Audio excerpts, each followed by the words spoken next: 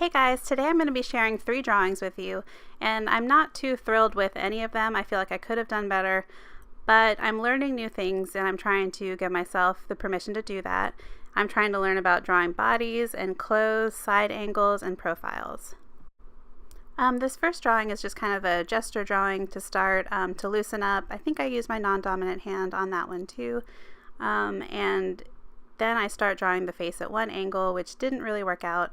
So I switched the angle and I think it turned out a lot better using this angle.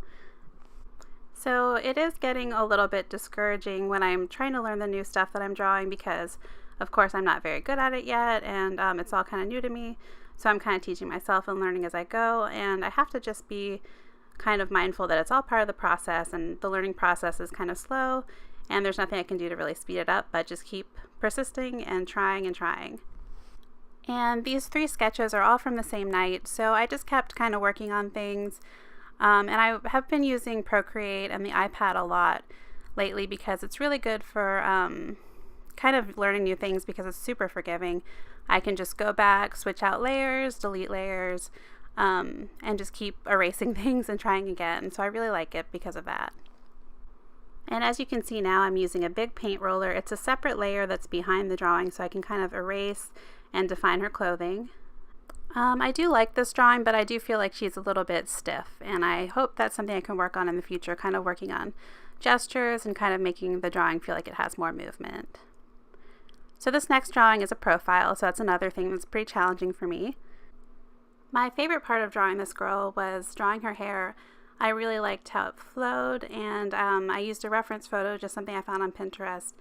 I use reference photos from Pinterest, but I'm not good at making likenesses, so they never look like the model that I was looking at, and I kind of change it and make it look even more different and more my own too.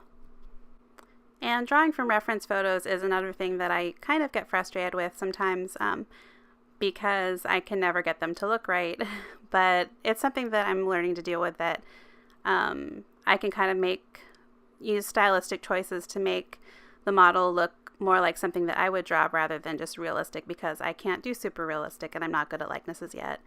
But I kind of like having my own style and kind of fleshing the figures out that way and making them look like mine.